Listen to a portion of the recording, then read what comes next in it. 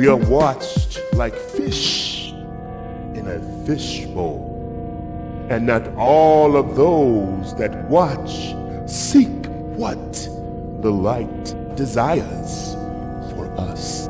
But there are those who plot our demise. I'm looking for a new way to attack and undermine all humans, and especially the believers living on Earth. I want something more severe, something more subtle and nastier.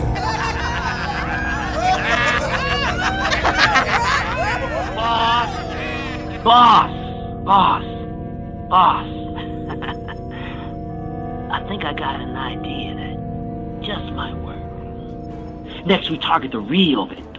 We go for the weakest and the most helpless of all. Their children. But this time,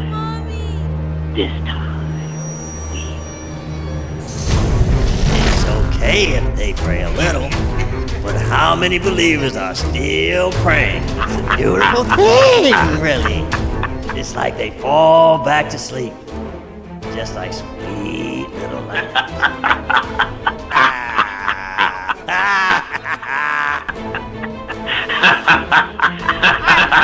I love it when a plan comes together. Silence in the hall. Procrastination. You have something to add? Oh! I just love how we use time against them. Their lives are short anyway, and they waste so much of the little time they have. Right. So what if we take the plan that Fear proposed and hit them with it gradually? I mean, one attack this month, and then wait a few months and attack them again. But this time, in a different location. Heavy doses spread out over time will fall off the front page and out of the headlines. Then we hit them again, but in another location. Master! Yes! Spreading an attack all over time in different locations. Always work like magic. It used to be easier for us in the old days. But now, with the internet, news and entertainment goes around the world in a matter of seconds. Right. So we use that as a weapon against them too. How so? Sir, we can feed just about anything to them on the internet, and they will eat it and believe it. I mean, I used to have to wait until word slowly traveled from one coast to the next, just 100 years ago. But now, I can wreak havoc in DC, and even the people in Alaska will start worrying about the same mayhem in their neighborhoods before they get home at night. Mr. Chairman, may I add something? Absolutely. Spirit of fornication, you have the floor. Terrorism is right. The internet is a wonderful, wonderful tool. Just think of how many people I have hooked on porn and different fetishes. I can't keep up with the demand. Tell me about it, brother. And just think about how much time they waste looking at it. Even I hate it when the internet goes down. You got that right, brother. Good job. So subtle, so smooth. They waste a whole bunch of time that way. So smooth, so subtle. So sweet. We are on to something here. Great ideas, fear and terrorism. A little bit more, and we are there. May it please the chair, the Commander General of the Despise, and to all the notorious spirits gathered here. Y'all know what I do and why I do it. You also know my running partner. Here, here. No doubt, no doubt. I doubt that anyone could do it better. No doubt, no doubt. My partner and I are like the glue to most of your plans. And in this case, we believe we will be especially effective. Oh, you believe you two will be more effective? Now that's funny. Well, if fear and terrorism are the dynamic duo, then doubt and disbelief must be a power couple.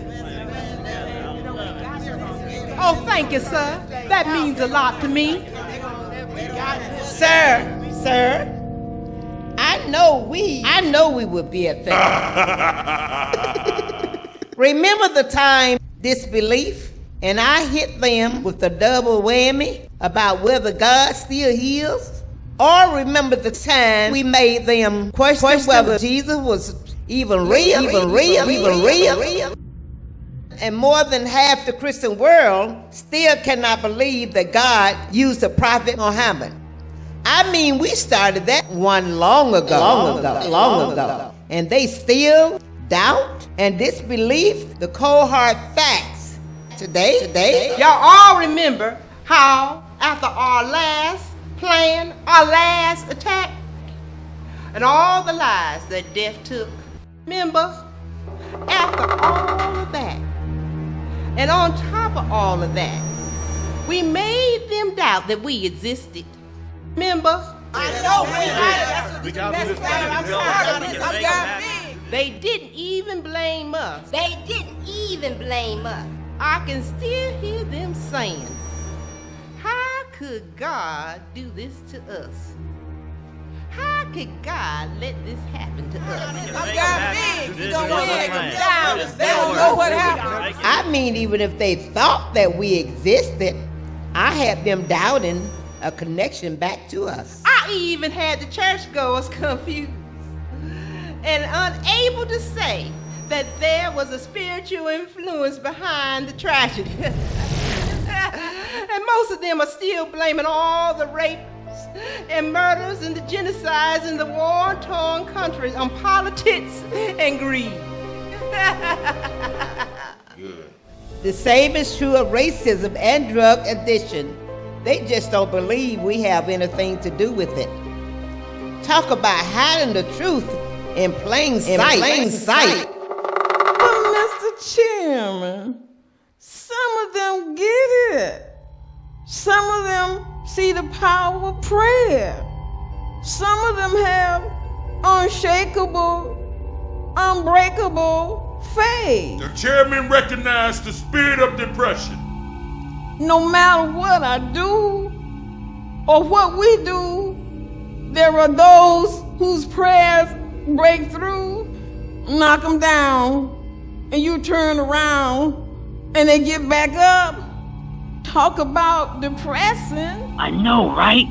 I mean, there they are, standing strong in faith and hope and trust. Even I can't really do my thing when they put love first and focus on being there for each other and actually start caring about each other. That love thy neighbor thing gets me every time. I can't stand it! It's the ones that actually believe and pray that binds us and frustrate our plans. Man, if they only knew how effective heartfelt prayer really is. Most of them don't even really know the meaning of the words intercessory prayer. And if they did, I mean, when they really cry out from the heart for others, it's like we hit a brick wall. Like I said, depressing. I can't stand it! Focus, everyone! I can't stand it! Focus! Then we will work harder and harder until we distract and confuse those that pray. History shows they will eventually stop praying and fasting. Eventually. We can use our usual channels. And what if we also speak through some of the sharpest and most intelligent minds, and the loudest voices, and the richest and the poorest in each community until one by one, people in the target communities begin to believe the lie rather than the truth?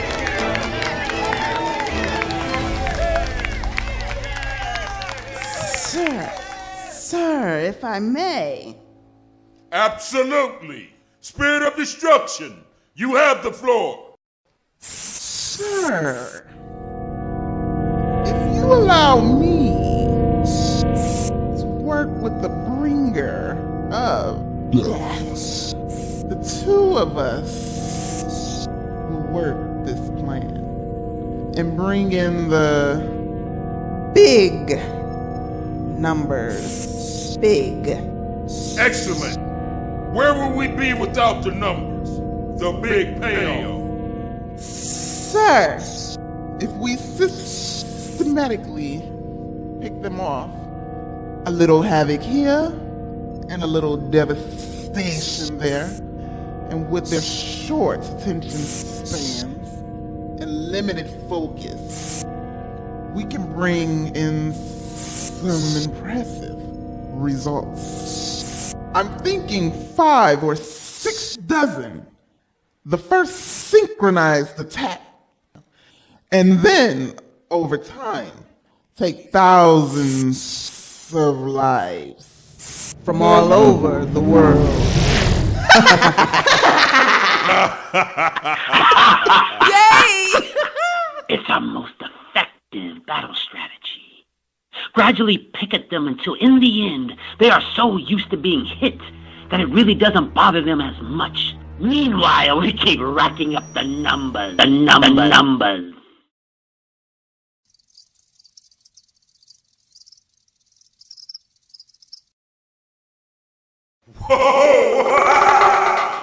I think we have it. This is exactly what I've been looking for. It's terribly incredible work here. Terribly incredible.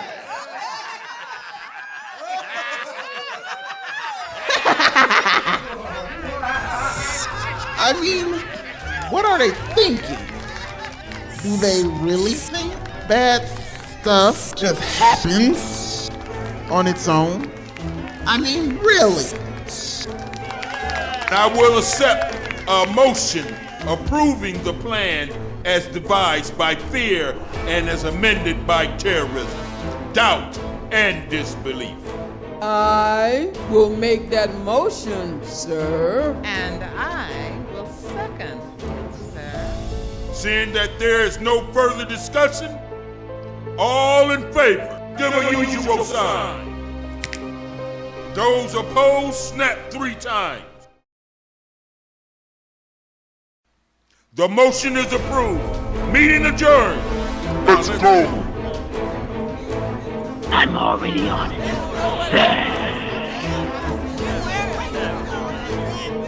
They shall receive a systematic approach to our match. We are.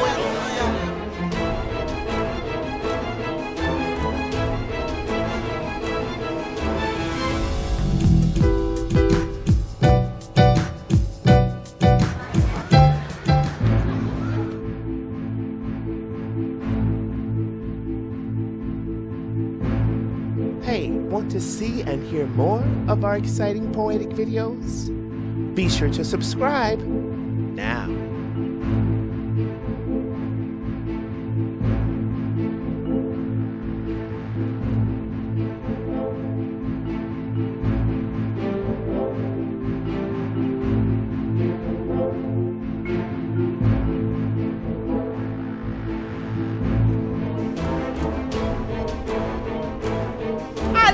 When a plan comes together, I just love it. We own them. We own them. We own them. We own them. Yeah.